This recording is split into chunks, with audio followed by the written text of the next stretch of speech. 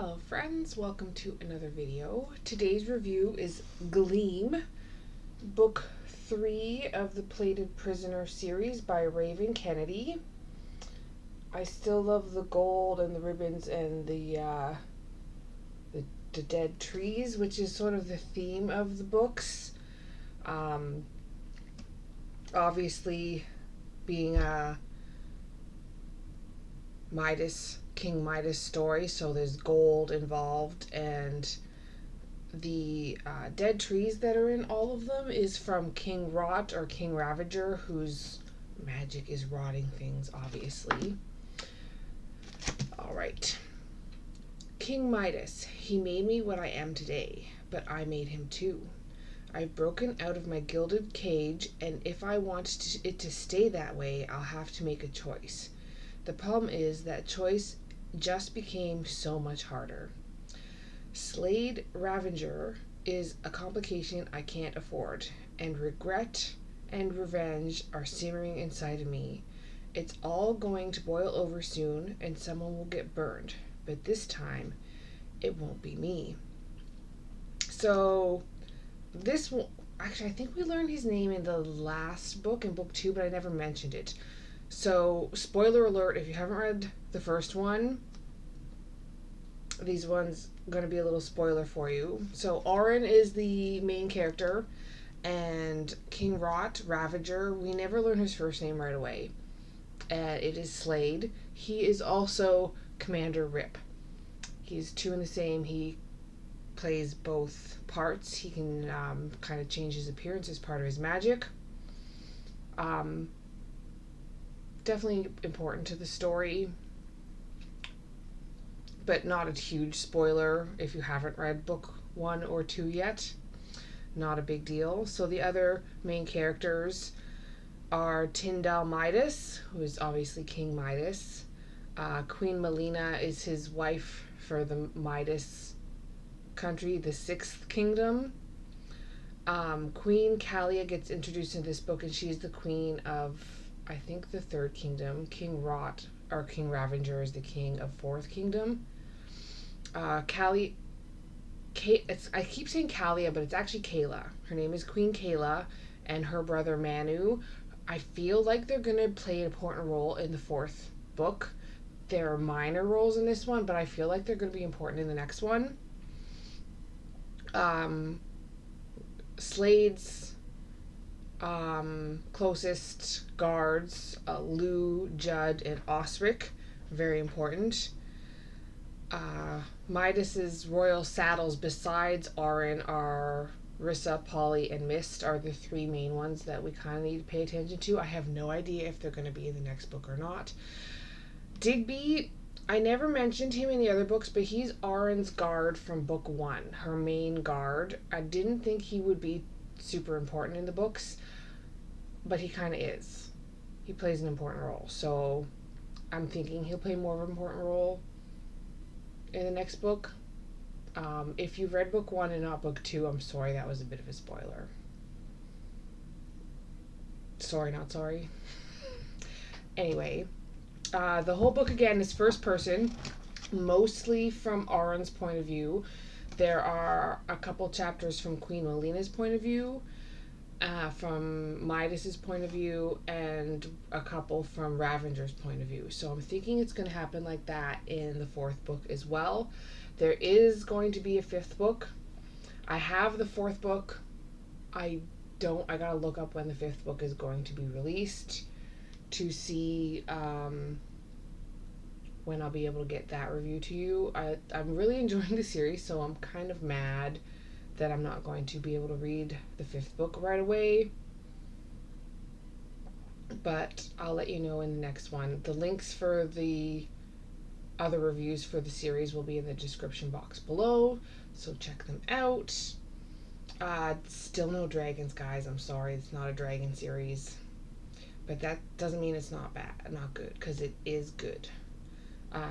Auron goes through a lot of growth and change in this one, learning a lot of things about herself and becoming her own person, which is great. Definitely some twists thrown in, some stuff I wasn't expecting, some stuff that I wasn't completely shocked by. A little shocked, but when I thought about it, I'm like, that makes sense. You see the other character growth as well, or the lack of growth, as in King Midas. You see a little bit of.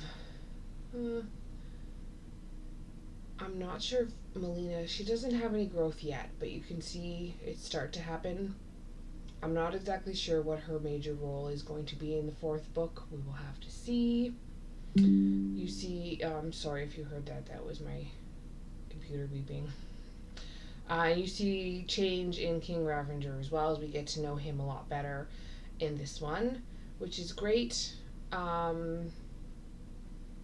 As well as in Rissa, one of the saddles, we see some good change in her too, which is nice. I think her and Oren are going to become good friends. I hope they do. Oren needs a good girlfriend. I think that would be absolutely wonderful. Still, well, I guess it's not enemies to lovers anymore because they are, well, they kind of supposed to be enemies at the beginning. So the whole series, I was told when I first read about them that they were spicy, and they are. But the spice between the main characters doesn't happen until halfway through the third book, just to let you guys know. There is sex in the first two books, but definitely not as detailed and not with either of the main characters at all. It's with other people.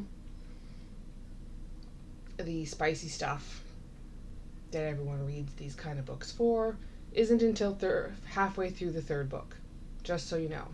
So definitely 18 plus for the whole series, especially once you get to the third book. I like books like this because it's got an actual like meaty plot line with depth and different layers and things mixed in that you weren't expecting. It reminds me a lot of I think I said it before, the A Court, more like the Throne of Glass series by Sarah J. Maas. Like that one is a lot of depth and whatnot with our moody and grumpy, almost a villain main guy, our main male lead. He's not really the bad guy, but like he's teetering on the edge, like the morally gray that everyone seems to love right now. And Auron, where she has the ability to be this fierce, wonderful, dependent female, but she's struggling. Her struggles feel relatable. Definitely some Stockholm syndrome going on with her at the beginning, for sure. More emotions in this one, for sure. You feel frustration and anger on Auron's behalf. A little bit of shock and surprise. Not too much, but like I said, I was a little bit shocked at some of the revelations that happen near the end. They leave it on a cliffhanger, but not like a terrible cliffhanger. Like it's a cliffhanger, but all of the main characters are alive. That's not giving away too much, is it? All of them. I take that back. Not all the main characters are alive. Spoilers. Oops. I'm not going to tell you who. You can figure that out. You have to read the books to find out now, won't you? I definitely like the series. I'm going to give this one a 4 out of 5 stars. It exceeded my expectations. The writing is really great. Like the other first two so far, the plot is engaging and complex, and the plot just gets more complex as the book went on. The first two books were definitely more world building, character building. The plot just like got really deep. More emotionally moving than the first two, for sure. There are parts that I hated only because they needed to be there, though. Like, I get why they were there, and it was more of a like feeling for our main character having to put up with this, but you need those parts to make the book good, to make the good parts even better. Like, you need the horrible bad guy parts. It just makes the book work more. I definitely find it a page turner for sure. I am glad I own the books.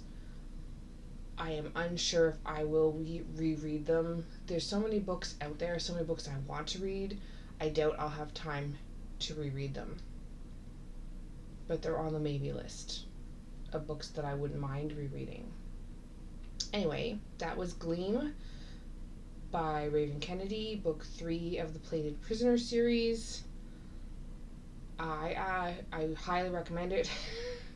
Check it out. I hope you enjoyed my video, and I hope you watch the other ones, and stay tuned for the review for book 4. I will see you guys all in the next video.